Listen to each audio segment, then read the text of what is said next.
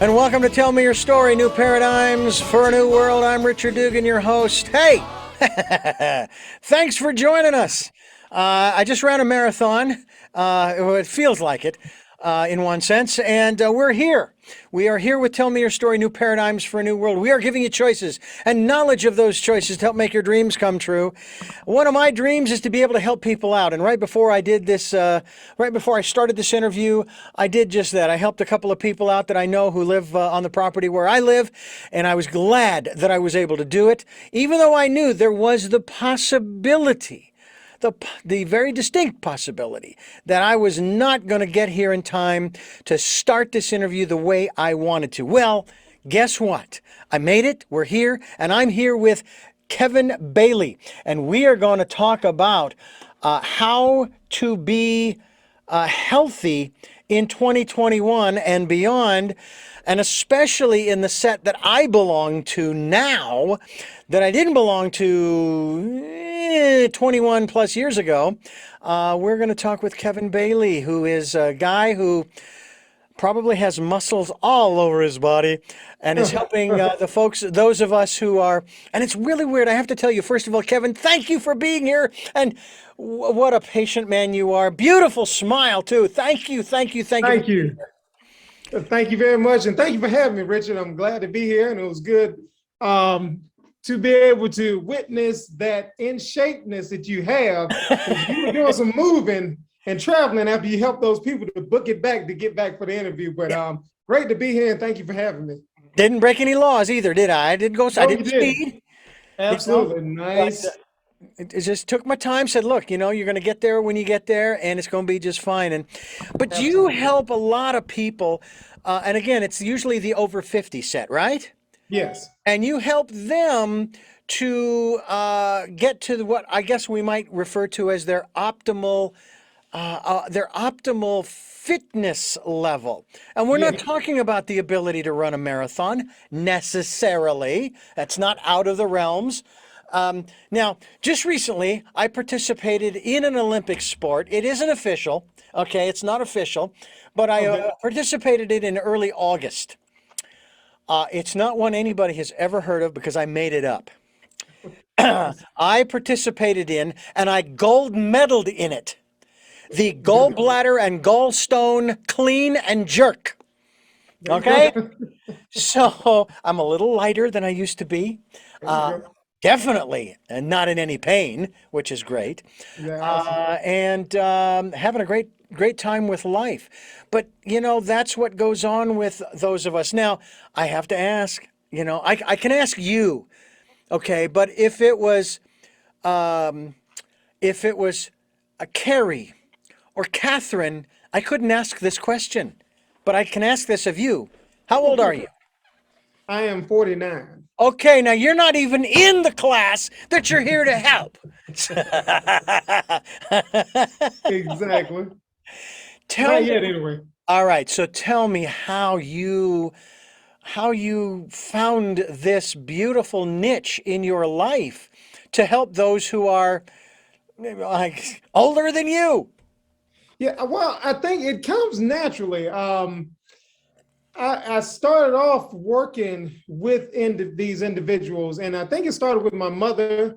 My mother and I were very close at the time, and so she passed away in her early 50s. She was 56 when she passed away from bypass surgery, heart disease. Oh my. She had bypass surgery. She didn't make it off the table, and again, she was only 56 years old. So I think there's an inclination for helping people at that age who, when you reach that point, you start looking at health from a different standpoint than you did in your 20s and your teens and even in your 30s, because you're on a different wavelength.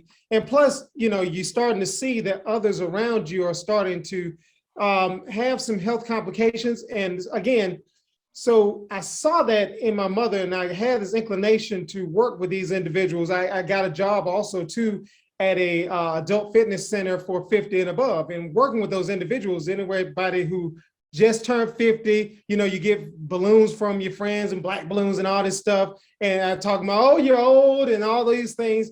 But then I saw that other spectrum of people who are in their 80s and 70s who were living life, who were enthusiastic about life. They were climbing mountains and training to do these things, and they had this zeal for life. And I was like, you can either A, be like the person who is, oh, they're ready to retire at the age of 50. I'm getting old. I need to start setting up for being old. Oh, my knee hurts. Or you can be like these individuals who are taking life by the horns and who have that zest for life, who are doing things, who are striving to be more than they've ever been before in their lives. And I said, you know what? I want to be like that individual. And I saw person after person, and I just had this inclination, this affinity, this same mindset, and this love to work with individuals to let you see that your life isn't over just because you're 50 or you're 60 or you're 70, even 80. I've seen people in there. I worked with an individual that was in her 90s that still was looking to get in better shape, to lose weight and body fat. So I had this passion to do that for those individuals, and even from a young age when I was in my 20s to work with these individuals, and so it hadn't changed. Well, I tell you, one of the aspects of getting into this particular set, and I used to ask this one gal who sponsored here in Santa Barbara the Senior Expo each year, and it would take place at a place we have here in Santa Barbara called the Earl Warren Showground, where specifically where you'd have a lot of livestock events, horse shows, and so forth. And she used to, I used to ask her. I says, "So when does senior start?" I said, "Well, it really depends upon who you're talking to, because some people say you're a senior at the age of 55, 60, 65, and so forth. Some people don't want to acknowledge it until they're in their 70s, that kind of thing. My father, he's still alive, doing well, and he's 90. Oh, awesome. And my Oh, mother awesome. tells me he gets on his exercycle every day. And I joke with him sometimes, "How far'd you go?" He said, "I don't know how far I went, but I was on it for 30 minutes." Okay, all right. That's what's And up. my mother, she'll go out to the fitness center, I think. I don't know that she does much fitness training as much as she does, I think, yoga, just to keep going. Mhm. And I remember my mother doing yoga when I was a kid, and she was watching two things. She was watching PBS, public television, and the Hatha yoga programs. Okay, And yeah, then yeah. she would watch, you know who Jack LaLanne is, right? I do. She would watch him too. I still remember when he got in the water and he pulled that boat. I think that's what he did. Yeah, yes, yes. I think it was Mr. T who wanted to pull the train. I think that's who that was. But anyway, so she has been encouraging us, my mother in particular, to eat healthy and Yes. do everything you can to stay well. Now, I developed a very bad sweet tooth when I was a kid. And I acknowledge that, but I was also very active. So I was burning it off. I would Mhm. bicycle everywhere, and I created and designed this, believe it or not, a cup holder for my bicycle that would Awesome. hold one of those 64-ounce cups, okay? Oh, And I'd go into wow. the convenience store and fill her up. But again, I'm bicycling everywhere, so I'm burning it all off, and I never got heavy. Then when I moved to Santa Barbara and I still had that sweet tooth and this and that and the other, July 2020, diagnosed type 2 diabetes. September, October, November, gone. Awesome. I did it in a month and a half. Awesome. And as a matter of fact, I just, as of my physical in July of 2021, my doctor, first of all, you do not hear this from a medical physician. Miraculous. You don't hear miraculous that often, No, right? no, you don't. And then my last blood work in July of 2021, he says, "You'd never know you had type 2 diabetes a year ago." Awesome. Now, willpower. Let's talk about willpower. Wow. Do you have to work a lot with folks because they're set in their ways, Kevin? Mhm. Tell me about how you help them with their willpower. Well, first of all, I want to say congratulations on that because that is an amazing feat. that took great focus to get that done. So I mean, my mother, when I was talking about, she was type 2 diabetic. And so when you are diabetic, especially type 2, it makes you 4 times more likely to have a heart episode. So that's how we got into that, how she got there.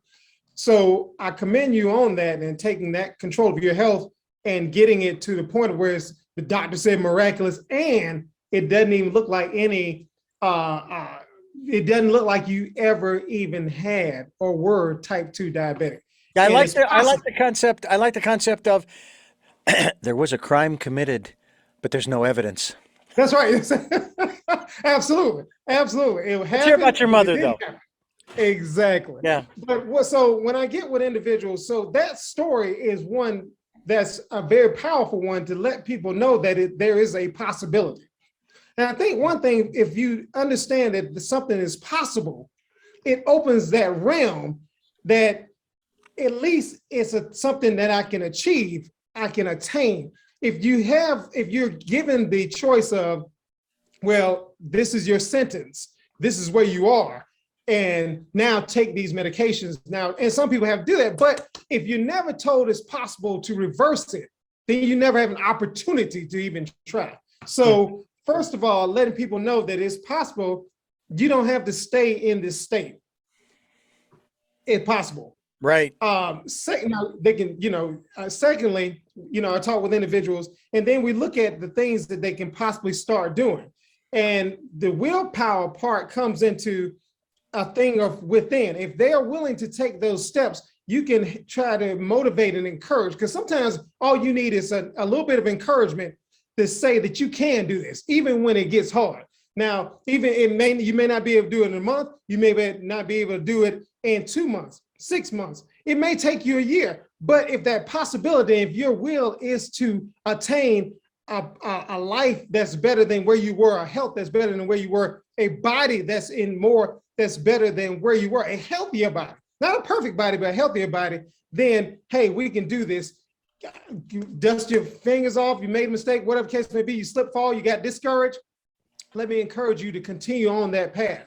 And if nothing else, you're doing healthier things for your body. You're gaining healthier habits, and that will entail make you healthier in itself. Now, here's an interesting side note, if you will, Okay. that I've learned from many of the people I've had on this program, which, by the way, folks, is Tell Me Your Story, New Paradigms for a New World. I'm Richard Dugan. I'm here with Kevin Bailey. He is a specialist in many areas. We're going to find out more about that as we continue giving you choices and knowledge of those choices to help make your dreams come true. Talking here about exercising 50 plus age-wise. And I was going to touch upon chemistry. Now, the reason why we eat a lot of the things that we do is to help to keep the chemistry balanced. That's the general idea, right? Mm-hmm. But if somebody's been eating poorly, where they've been putting lots of calories in, but they've been empty, there's no real nutrition there. There's nothing really there to support the chemistry that helps our bodies to, let's just say for the sake of argument, to create the drugs that our body creates to do the things that it needs, that our body needs to do.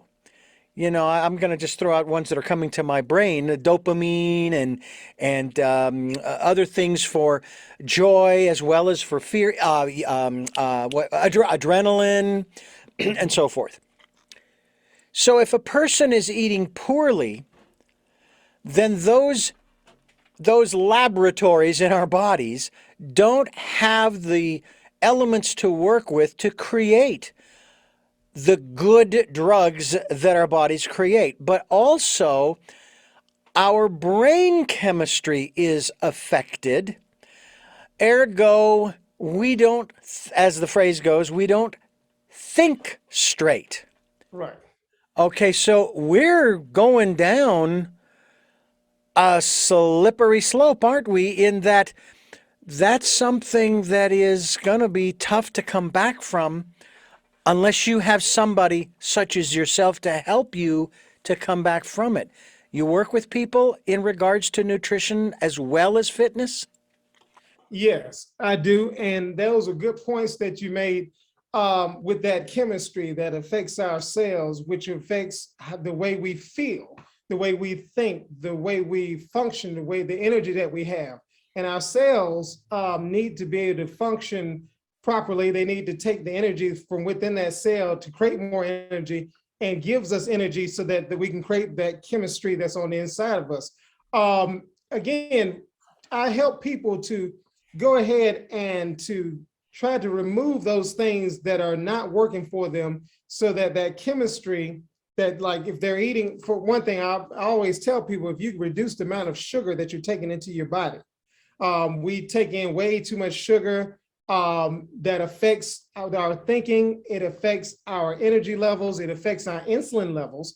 All those things that causes us to have that energy suppressed, our cells suppressed.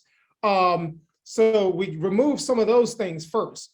And so then we get them back to eating more things that are good for us, more of our green vegetables, more of our nuts and our monosaturated fats and things of that nature, things that will cause our cells to function more properly. I even encourage people to do fast if they can, even if it's a short period of time, because for one thing, when we eat food, especially if we've been eating unhealthy for long periods of time, that is stress. Well, anytime we digest food anyway, there's a stress on the system, on the digestive system. So just fasting gives your cells a break. It gives your digestion and your digestive system a break from stress. And so it allows that energy that it takes, because it takes a lot of energy to digest foods. So our cells have now an opportunity to rest and to build more energy. And now that energy can be for repairing of those cells.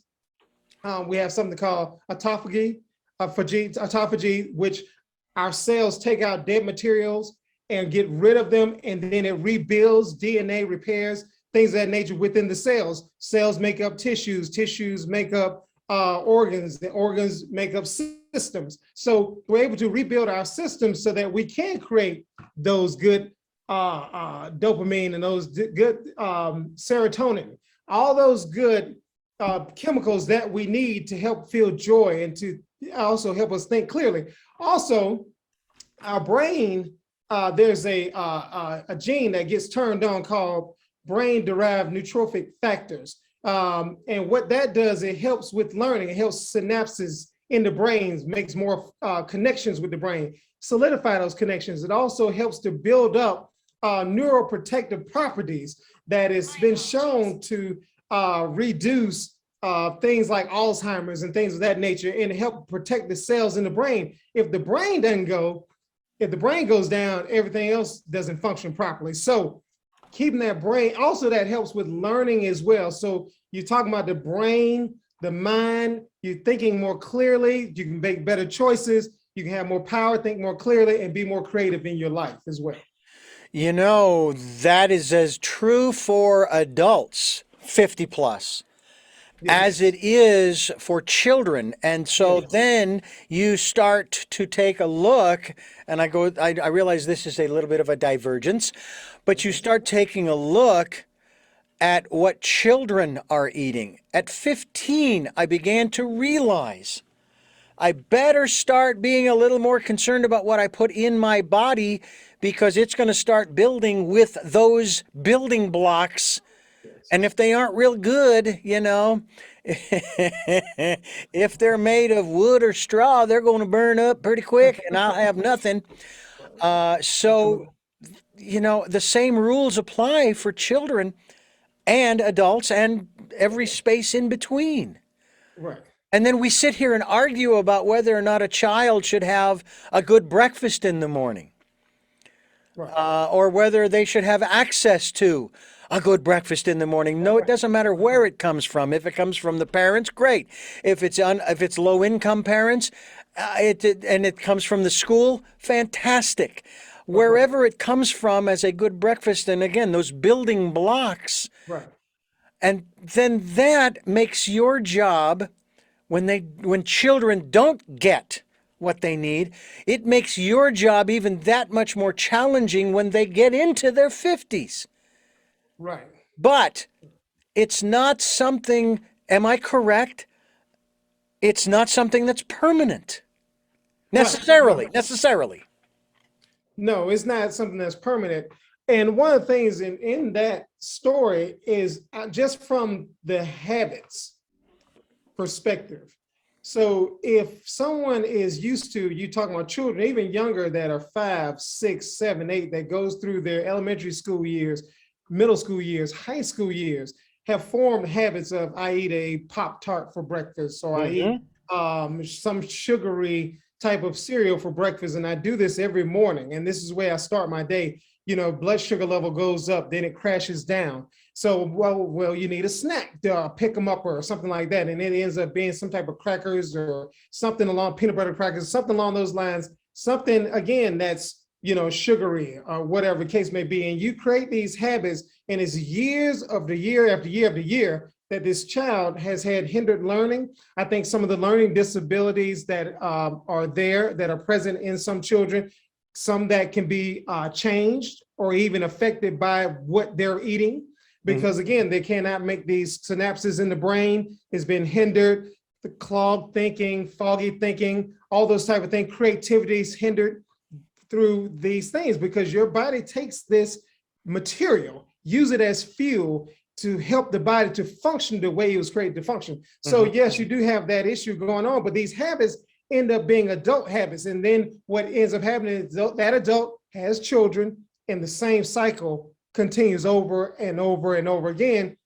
But somebody has to break the cycle. And so a lot of times when they come to me, we start talking about these things. And if I can get the adult to change their habits, then they take that back home to their children. And if they can catch them early enough, or wherever they start catching, even their teenager who knows everything, hey, I don't have to worry about that. I can eat whatever I want to eat, no problem. That kind of stuff. Even that child, they'll hear it enough to where if they ever run into a situation to where, hey, I need to change. Mom used to say, hey, eat maybe some more whole foods than this crap that I've been eating, or these plastic, cartony, chippy type of foods. And then they can start to break that cycle. So maybe they'll have a better health at that point in time. But the cycle has to be broken. These things start at an early age, and it gets ingrained in you. People, one of the things I run into is I'll say, you can actually eat some of the things like broccoli for breakfast, or you can have that as part of your meal. It's not the sexy thing to eat, or that with lean meat or whatever the case may be. You don't have to think breakfast food because, you get caught into that, well, waffles and sausage and those things. No, you don't have to eat that for breakfast. So you can eat something more nutritious, along those lines. And it gets you to break that or change, like you said, name of the show, paradigm. So you can break that paradigm of, I must eat something sugary, pancakey, or something along those lines. And I can eat this omelet for breakfast that's healthy, that has some vegetables in it. It's okay to eat vegetables in the morning, or whatever the case may be. So it changes that viewpoint, that paradigm. And now you're not only changing that person's life, but then the future generations that will follow that eating pattern. I want to carry this further forward, but first I want to find out, what is your website? It is www. Well, I got two, but it is. Give me the one we want people to go to send them to. Okay, well, let me send you to www.wowfitness and wellness. I'm sorry, fitnessandwellness.com. Okay, so that is WOW Fitness and Wellness. AND Wellness. .com. .com. Excellent. We will do just that. And we will be linked to your website. No, we're not just going to send them there. We're going to link to your website so that people can get more information and continue our conversation here in regards to all of this, because this is all part of what you're talking about here on Tell Me Your Story. And we are talking about new paradigms for a new world. We are talking about all of this, especially in light of the pandemic, and getting healthy in 2021. And I will tell you that when I was diagnosed with type 2 diabetes, and my doctor said, "Well, Richard, it's going to be a long, long road for you to get rid of type 2 diabetes. Let me tell you a story." And he told me this story. He told me this story about an elderly gentleman whose A1C was 600 and something or other. Now, mine was 544. Right. All right, I take that back. Let me back that up. His blood sugar when they tested it was 600, and mine was 544. His A1C, I can't remember what it was, but obviously it was up there. Mine was 11.2. Normal, 5.7. Right. Right. Right. And he tells me the story about this guy who, oh yeah, he was up there. And over the course of the next 6 months, okay, he's doing what he needs, and he brought it down I think into the 600 range, the A1C, 6 range. And I'm sitting there going, well, Doc, it's not going to be a long road because I know how I got here. And it wasn't just the sodas, okay? It was the pandemic, okay? I blame it on the pandemic. It's its fault. No, the pandemic. What did everybody go to when everybody was locked down and said, "Stay home, stay home, stay home, stay home, stay home"? What did they go to? They went to comfort foods. And what do comfort foods have? Carbs that are turned to sugar, and sugar that is turned to sugar. Oh, wow. I went back on I call it a diet that my wife and I were doing before the lockdown. And my A1C was normal, my blood sugar was normal, everything was normal. And that's the reason why, because immediately, and here's what's interesting. This was on a Friday that I was diagnosed. We usually go to lunch on Fridays, so we went to one of our favorite places. Now, you may say this is strange, but this is what we did. We both ordered the fried chicken sandwich. Okay, but wait, it comes with avocado, no bread, no tomatoes, no French fries. We had a salad with the chicken and the avocado. And first things first, I made the commitment to myself and to her. 0 sodas, no more. All right? We are now 12, 13, 14 plus months in. I have not had a soda since. Now, what I will tell you is in this bottle, this cup, whatever. It is one of those flavored sparkling waters that has 0 carbs, 0 calories, 0 sugar. Now, yes, they substitute with a different sweetener. I've been keeping track less and less of my blood sugar, and it's still right where it's supposed to be. So that's how we started, and I made the commitment to myself and to her that I was going to make sure that my blood sugar came down, and it did within less than a month and a half. So it's possible, and we talked about willpower, but I want to go back to what we were just talking about in terms of chemistry and our society, our civilization, and its longevity, its future, okay, as well as where many of our citizens are. Now, you, and if I may, and I want to be as absolutely respectful of you as I possibly can, okay? Okay.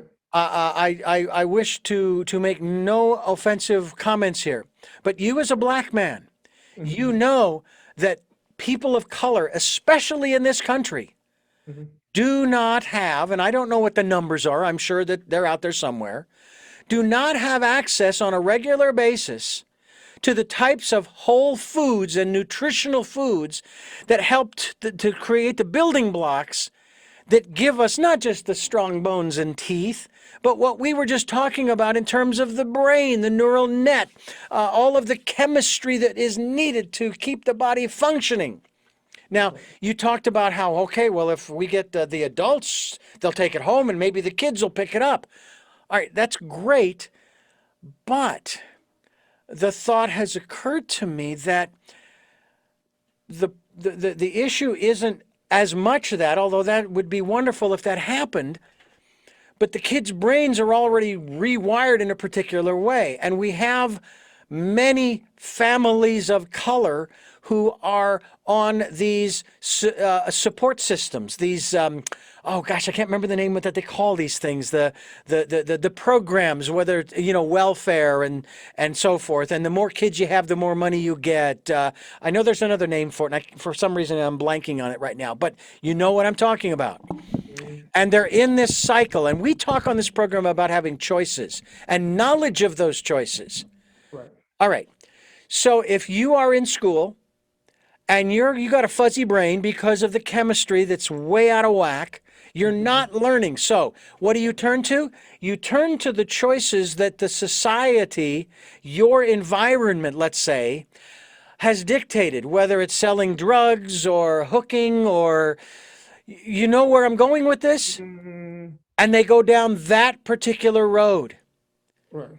because they don't know that they have other choices in spite of the fact that they're in school, and eventually they drop out and they go down that, this way, that path. Mhm. Whereas if they had the proper building blocks Mhm. to nourish the brain and the neural net and the chemistry, they would be able to learn in the school.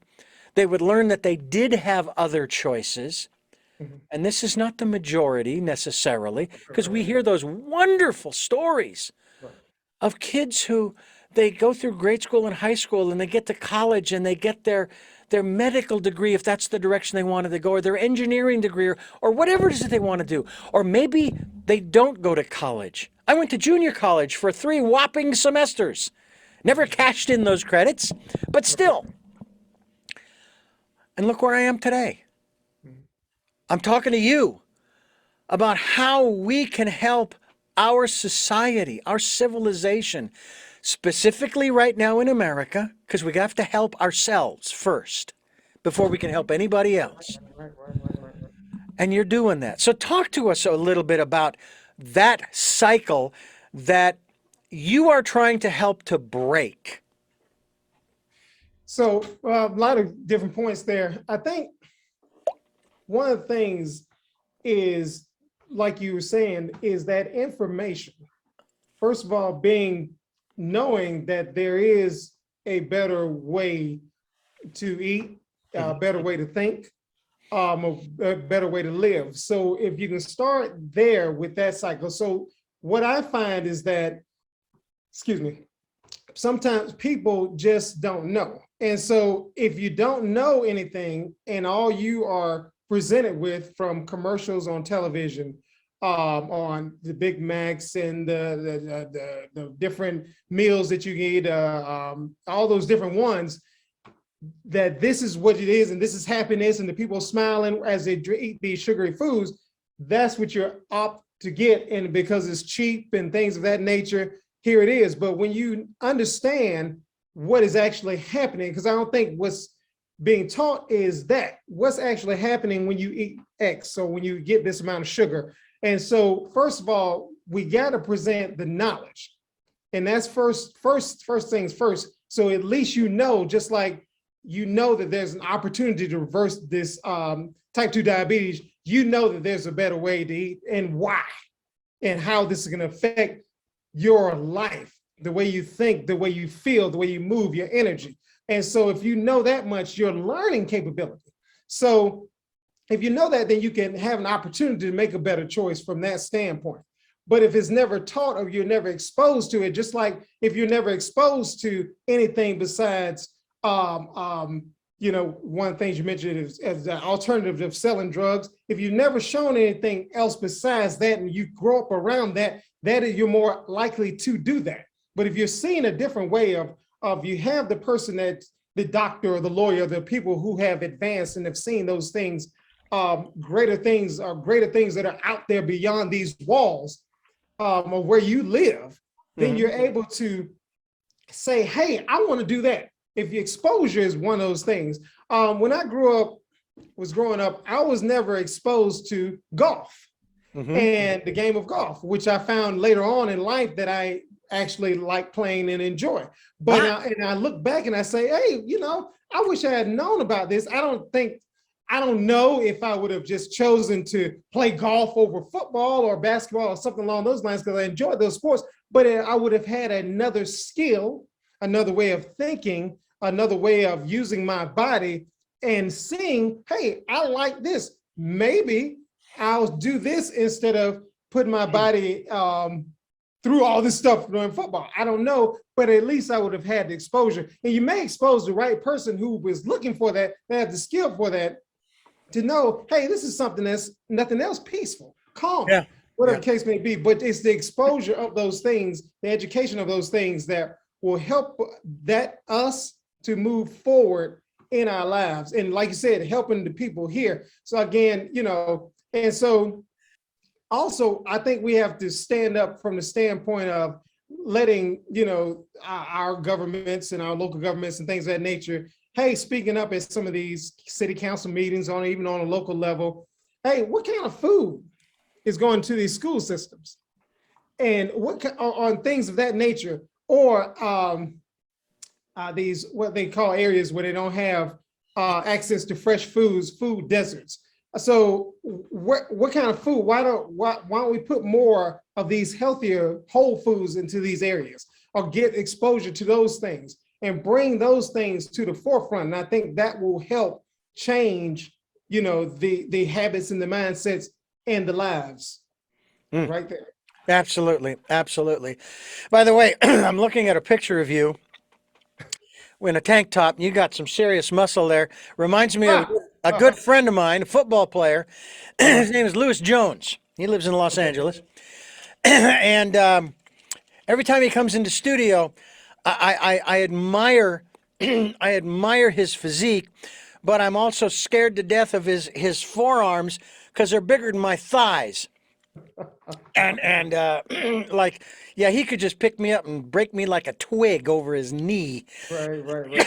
But nonetheless, you are you're strong, you're powerful, but you know how to use that power, and you're using it in a great way at wowfitnessandwellness.com. And I'm Richard Dugan, and you are listening to Tell Me Your Story. And we are here trying to give you choices and knowledge of those choices that make your dreams come true. And Kevin Bailey is my guest here on the program, and we are talking about how to basically get fit here in 2021. We're not talking about getting fit for the swimsuit season here, which in some cases has long since passed, nor are we trying to prepare for the holidays that will eventually show up, where we will eat the wrong things and so forth. And I find that interesting how our society, especially here in the West, has come up with all these different holidays, and it always turns out that it's an opportunity for eating. Yes, sports, that's true too. but but it's not usually sports that we're participating in other than as an audience member. Talk to Right. us a little bit talk to us a little bit about how we can get into a routine where we can we can create I'm going to put it this way because you use the word too as I do. We create a new paradigm in our lives, not a diet, so that we don't have to go on a diet every so often. I don't believe in them at all. None of Right. them work, period. Okay? Even though I would say, yes, we went back to the old diet that we were on before the pandemic. What I'm, of course, saying is we went back to what we were eating before we started eating all the comfort food. So, talk to us about generating a new paradigm. And is there any kind of a time frame under which we can say, okay, now it's sort of as in computers, now it's burned in. I now know that I can stick with this. This is going to work for me, and I'm not going to have to worry about going on a diet and gaining a bunch of weight and then having to take it off and so on and so forth. Okay. Yeah. So what I like to tell people when it comes to creating a new paradigm with eating, it's first of all, I think one of the things, and you mentioned this before, you made a decision to change. And so what you say, you told your wife, I will take control over my blood sugar. I will have it back to normal. And once you made that decision, you cut off all other options. And this is what's happening. This is what's going down. Come heck or high water, this is what we're doing. And so I tell people, because again, like you was talking about with diets, there's a thing where you get on it, you go through it, you follow it, you lose the weight you want to lose, and now you have, oh, I look good, I'm gonna go ahead and eat this cake. Okay, that's fine. Eat the cake. Oh, that was good. I didn't gain too much weight. So then you start, those old habits start creeping back in.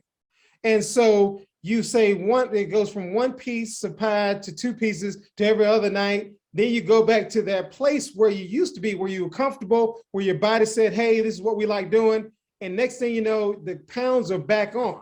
I've done that time and time again. I've lost the same 100 pounds over 100 times until I made a decision that I needed to change the way I look at food, my paradigm, and look at it as this is fuel for my body and this is to keep me healthy. And I do not want to, my why, because I had to find that why also. Why am I doing this? Why am I on this? Why am I going through? Why am I changing my eating habits? Because first of all, I want to live long and strong. I want to be here for my son. I have an 18-year-old now, but when I made that decision, he was only 3.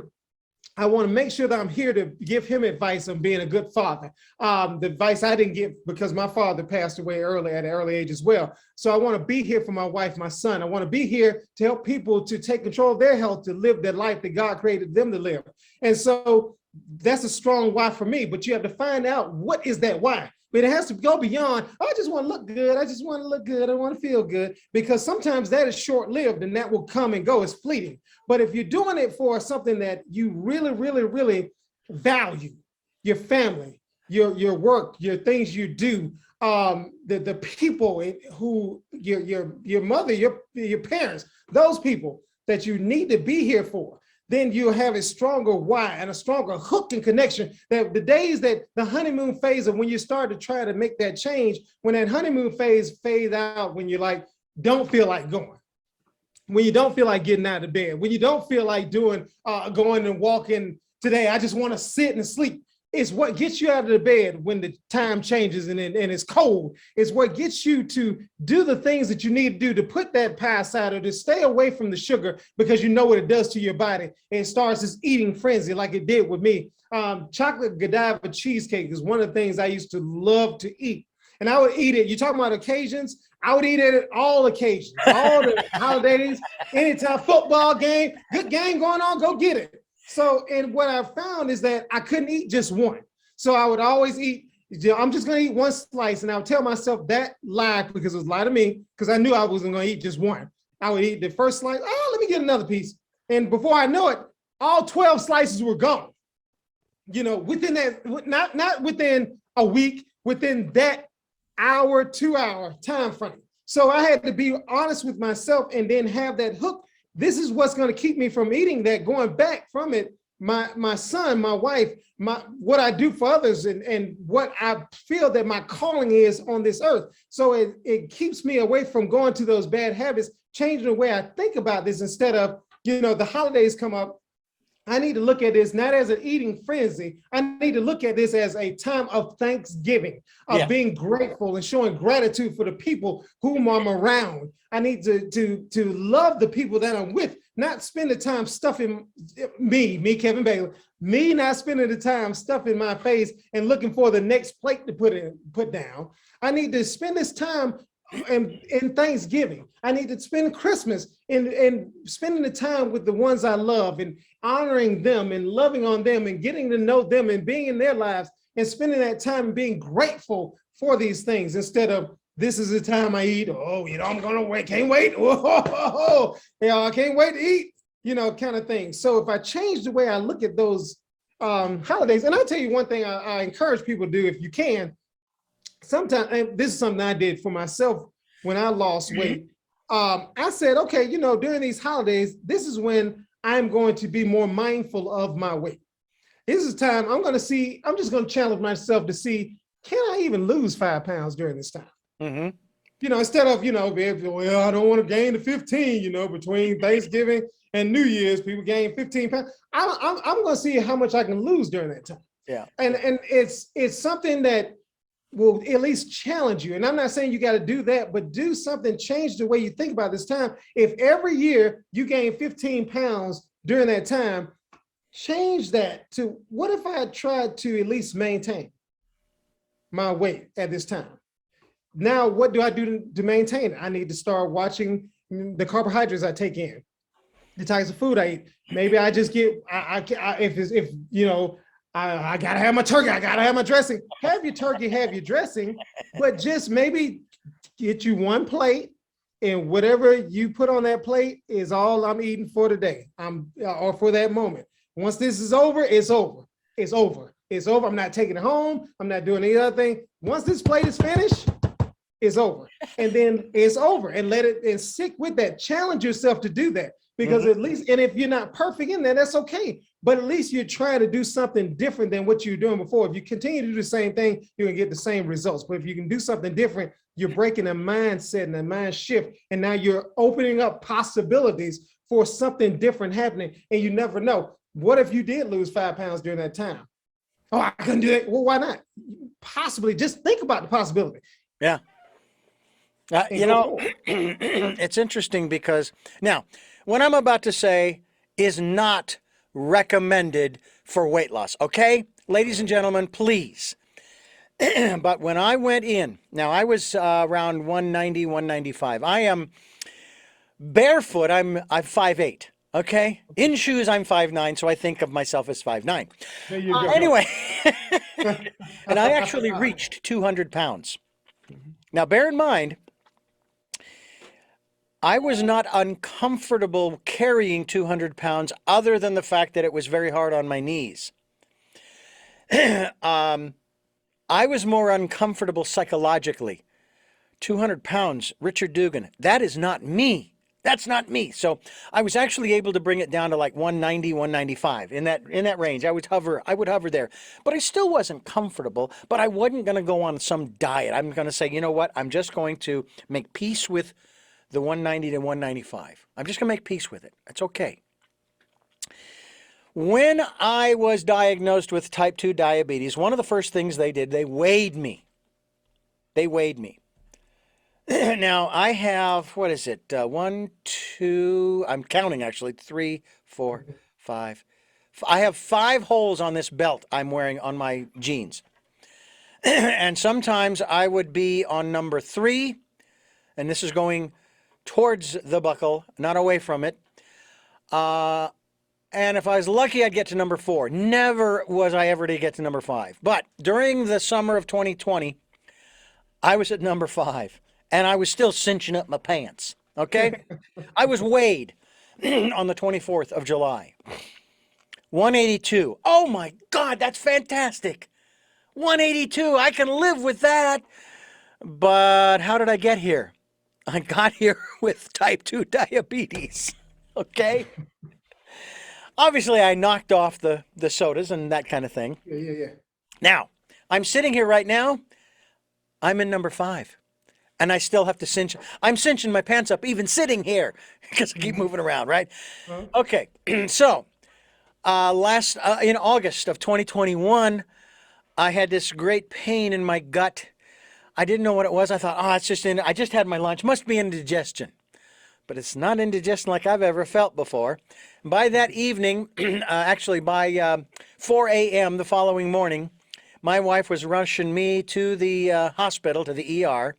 And again, it was the gallbladder and a gallstone the size of a golf ball. By the way, when they went in there, they did find a putter. Anyway, so the bed that I was in actually was also a scale. So I got out of the bed and I had the nurse calibrate it, and I got back in. 174. Okay, I'm telling you, folks, I do not recommend type 2 diabetes. I do not recommend gallstones, okay, to lose weight. I'm just telling you What, what happened to me? Okay. And I actually wanted to get back down to 175, which is what I weighed in 1998. And of course, I was 38 years old, and I was bicycling everywhere. Oh, wow. Okay. And I had pretty darn thick thighs. Okay. Because I was bicycling everywhere. I didn't drive at that time. I don't have that thick a thigh anymore because I now drive. I got to walk more.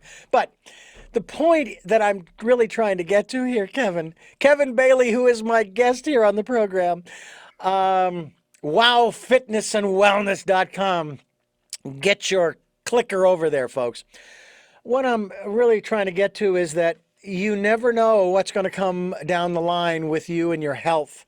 You need to take care of yourself. As I said earlier, I was 15 and realized that I need to watch what I eat. Now, granted, I still consume the sodas, but I was also still very, very active. Right. And so I had a counter for that, and it was fine. I didn't turn into a blimp. Right. The other element you brought up, and this is very, very important, I think, for you to talk about maybe a little bit more. You've really hammered home on the consumption. The one thing that I was told by my nutritionist, who I have since sort of dismissed, I said, look, I don't need your support anymore. I appreciate it. I do, but you're not telling me I don't anything I don't already know. Portion control. Portion control. I have to tell you that the smorgasbord restaurants that had to shut down when the pandemic came along, I'm so happy they were shut down. We don't need that. Use smaller plates, okay? So you can't put as much on the plate.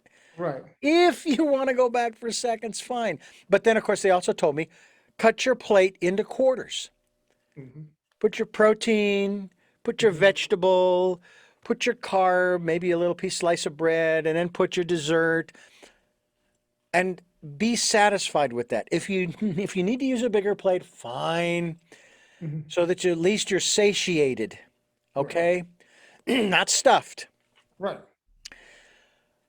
So let's talk a little bit about that in terms of those methods that I was told about. And I have to tell you, that was a big deal because I would buy the giant baked potatoes in the store. I would Right. eat the whole thing in one sitting. Sour cream and butter. God, I love Hmm. sour cream. To me, sour cream is nothing more than smooth cottage cheese. But anyway, uh, so, so talk to us a Exactly. little bit about that in terms of staying fit for longer. My dad, God, my mother obviously took really good care of him over the years because he's Right. 90, people, 90. Right. Right. Right. Right. Right. And I got to beat him. I have to live to be 100. There you go. Absolutely. Absolutely. But yeah, so what you want to do from that standpoint, portion control. So even as simple as, one of the things they used to talk about is the palm of your hand, letting that be your protein. And that was a portion. So you could kind of, if you need to measure something, if you didn't have a scale or whatever the case may be, but even just as simple as that plate and dividing it up, but making sure you get one of each thing. And then once you eat that and make sure you're satiated, sometimes you got to give yourself a little bit of time. So you give yourself about 20 minutes before you at least go and say, hey, I'm still hungry. Because again, you let the brain and the gut communicate with each other, give them time to send up signals saying, hey, we're full, we're good here. From a physiological standpoint, we are full, we're satisfied, we're satiated. Once you can do that, then you're like, okay, I'm full.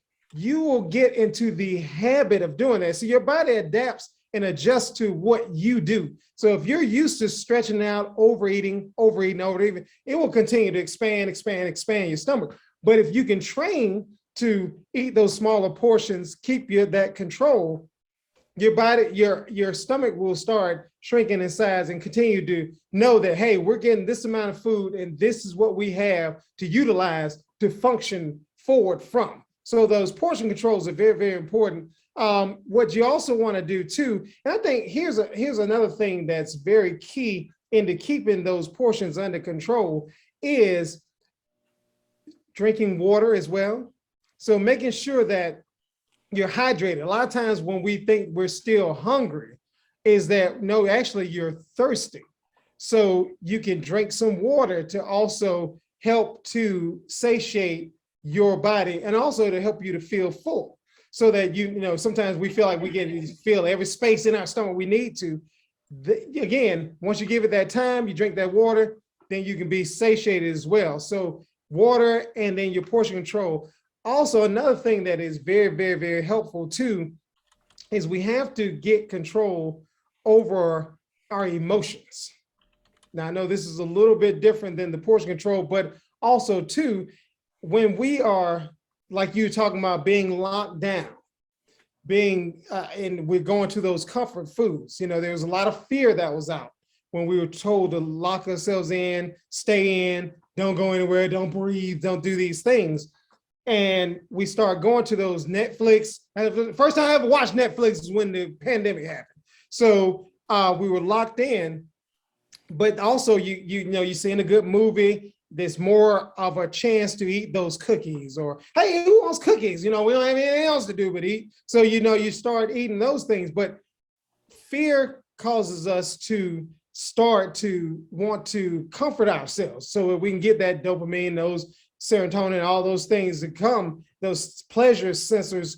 Some of the foods and sugar that we eat taps into those pleasure places in our brain as well. But it's like high, I get that sugar high, then I crash down. What I need to do, I need to get more sugar. So we get into that mode and we start eating for comfort, eating for stress. Oh, I'm stressed out, I need to get a cookie. And we start getting those things that will throw off that communication between the brain and gut. So now what ends up happening is that you end up overeating because sugar breeds sugar. The more sugar you eat, the more sugar you want. So you throw that off. So if you can keep that sugar out, but you can keep control of your emotions, whether it be to, talk to somebody, to watch a funny movie, to if you have a spiritual life, to dig into that. If you have friends to talk to, instead of trying to eat for that comfort, find those other things, your wife, your husband, somebody, talk with them and speak with them, or do something else. Go ride, go run, go do something else besides, let those emotions overcome you and overtake you, because they will throw you into comfort foods, or trying to comfort yourself, trying to change that problem, or trying to make yourself feel better from those foods as well. So keep that in mind. Well, that's extremely important for all of us to keep in mind. And I'll tell you, it is amazing how much information is out there, how much good information, and that's also important, I think, if you want to have a good nutritional diet, if you will, or life, is you've also got to seek out the right information. And I know that, gosh, there's just too many places to go to get that information. I would highly recommend go to wowfitnessandwellness.com so that you can get some of the good stuff. Some of the good stuff, not the bad stuff or the ugly stuff, the good stuff, okay? Kevin Bailey has been my guest here on the program, and I have to tell you that this has really been a lot of fun. Again, I can't tell you how much I appreciate your patience, as well as the information that you have brought us here on the program You're welcome. to share with our listeners and myself. I say this quite often on the program. This is my therapy, and I'm learning just like everybody else. I do not have all the answers, and if I do, I think that I'll be taken out of here, because I don't think I'm allowed to share all of the answers with everybody that they're supposed to find out for themselves. Now, that does not mean that people like Kevin cannot give you the support and encouragement. Do you do coaching online for folks, and do they have to be 50 plus? What if someone wanted to get in touch with you, and hey, Kevin, help? Right. No, they don't have to be 50 plus. I do online coaching as well. which is good, especially with the new technology that we have and being, introduced to the Zoom over the pandemic. That has picked up even more. But no, you don't have to. And you can email me at Bailey, BAILEY at Mindspring, and that's MINDSPRING.com. You can email me there, and then you could just let me know, hey, I'm interested in coaching. I'll get back with you. We'll set up a phone consultation, take about 30 minutes, a talk. And again, it's going to be all about you, what your goals are, what you want to accomplish. And what I like to do is take people from where they are right now and help them to get to wherever they want to go. So it just depends on where you want to go. We draw the roadmap to get there. And again, it's not going to be perfect. It's not going to be a straight line. But if you're willing to do what it takes to get there, I'm willing to help you get there. Well, hey, that's fantastic. And did you hear that, folks? Did you hear what he said? Okay, it's a key phrase that we hear so often and we joke about it. Folks, it's all about you. It really is. It's all about you. It's not all about me. It's not all about Kevin. I have to tell you too, Kevin, I think it's extremely important, no matter what struggles you're going through or challenges, you got to find somehow to laugh, to have Yes. to enjoy the life that you've been given. Yes. And you bring that to us again. If you folks go to Instagram and you look up Kevin Bailey, or you go to fitnessandwellness.com, you're going to see, if you're not watching the YouTube video of this program, of this Tell Me Your Story edition, you're going to see a magnificent smile, bright eyes, and a man who is there to help you, no matter no matter your height, no matter your weight, no matter your color, okay, no matter your gender. I don't know how many there are now, but there are a lot of them apparently. He's there to help you to Absolutely. to to improve you. And again, this is something I also say too, Kevin, is, and I think this is important to say. It's not to say that you aren't good right now, Right. okay? Exactly. It's that there's always room for improvement, no matter Right. where you are in your life. And Kevin, I think that maybe that's something that people need to take a look at as well and start to recognize, hey, I'm okay right now, this very moment, Exactly. but I would really like to be better tomorrow. Yes. So get in touch with Kevin. Absolutely. Absolutely. Give, Absolutely. give us that email address one more time. It's Bailey, BAILEY .K, as in Kevin, of course, at Mindspring, and that's MINDSPRING.com. Hey, I got to tell you, there are those times when I start an interview, I'm going, all right, we may or may not do this guy again. I don't know. He's kind of hard to get to. And by the end of the interview, it's like, brother, I got to tell you. And I've had that happen more often lately than ever before because, yeah, we've been, as a society, as a people, we've been through the ringer Yes. for 18, 19 months, and Yes. um, we're still here. Most Yes. of us are still here, and my heart goes out to those who are not. Um, but that actually brings up another subject that I think we're going to have to hold for another time. But it brings up that subject that we did sort of allude to, and that is that the people who didn't make it, okay, and you heard the phrase, due to underlying conditions, because they didn't have the chemistry that supported their immune system, that would probably have kept them out of the hospital. Doesn't mean they wouldn't have felt some adverse effects, but they might have made it, and we wouldn't have lost in this country alone over 600,000. I don't know if it's approaching 700,000. Needless to say, we've lost.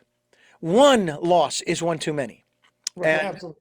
so if we could help our fellow man and woman and child to fortify that immune system, to build up that chemistry, we use the chemistry set to build up the pharmacy in our own bodies, oh, we'd be so much farther along. And Kevin, thanks for being there. Thank you. Thank you for having me. I really enjoyed it, Richard. It was great. You know that on this program, we have three final questions we like to ask our guests. Okay? You may have touched upon them during the program, but I'm going to ask them directly of you so that our listeners can ponder the answers to those three questions. And I ask all of my guests these questions, okay? Okay. But before I do that, Kevin, I am going to ask or tell you, the listener and the viewer, that this program is here on Sundays at 7 a.m. and 7 p.m., Monday mornings at 1 a.m., streaming live at those times at richarddugan.com.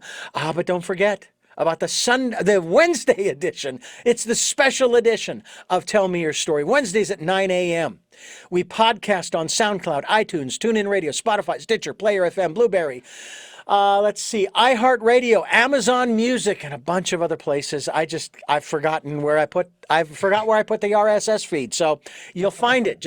Probably just Google, Tell Me Your Story podcast. We are also on YouTube, Richard Dugan and Tell Me Your Story. Let's see, if you look for the guy in the black hat, okay, boom, you found me. We hope that you'll do that. We also hope that if you can support us financially, I wish you would. We can use all the help we can get. Just as I said before, I can use all the help I can get, and that's why I have so many different folks on the program helping me and you. PayPal. It's there for your security as well as ours. And all you have to do when you want to send is go to the send, and they'll ask for an email address. Who to send it to? richard@richarddugan.com. Okay, that easy. And participate in the Decade of Perfect Vision, the 2020s. Spend that time, and I'm sure this is part of your regiment too, Kevin, spending time in that still, quiet, peaceful place within, listening to that still, small voice. It will never steer you wrong. Absolutely. It will encourage you. It will inform you.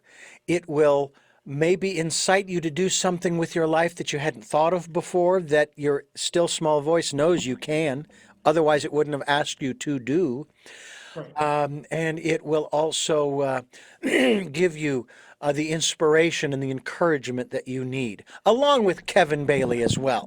So, with all of that said, now we get back to our guest, Kevin Bailey. And the first of the three questions that I really do like to ask my guests is, who is Kevin Bailey?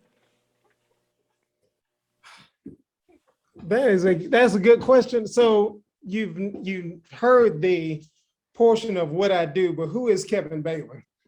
So Kevin Bailey is a guy who loves to help people, a guy who's passionate about helping people to feel good.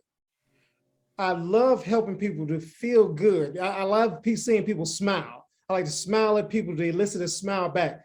I want to I want to help people see possibilities in their lives. I want them to always have the motivation to feel like they can do something. I always like to treat people the way I would like to be treated. And one thing I would love for people to do for me is to encourage me. Kevin, you can do this. You're great. You're wonderful. When I get discouraged, to have somebody in my corner to cheer me on, to be my cheerleader, I want to do that for other people, to let you know that when you feel down and out, and when you feel like you don't have a single person that believes in you, I believe in you.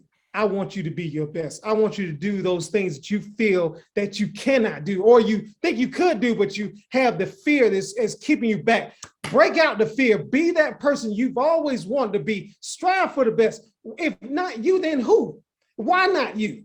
Why somebody else? Why not you? So that the still small voice that you said that's on the inside of a person, listen to that voice and then go after it with every fiber of your being. You can do it if you want to do it.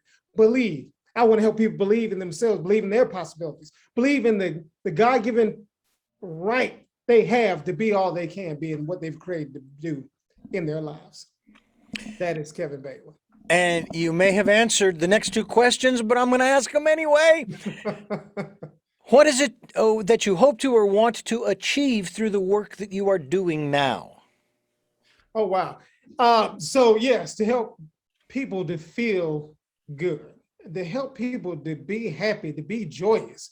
We have enough to help people to break the mold of fear and to believe and have confidence and faith. Yeah, things come up, challenges, but through the work I do, I want just people to feel good and to believe in themselves and to believe only. If there's enough doubt, we get enough pumped through the media, enough doubt, enough fear, enough negativity, enough all the things that you need to be afraid of, but we don't hear enough of the things we can do, we can accomplish, the good that's out there. And I want people to believe in that and to believe in themselves through the work I do to feel good. And you can do those things more proficiently if you feel good, if you think good, if you're clear.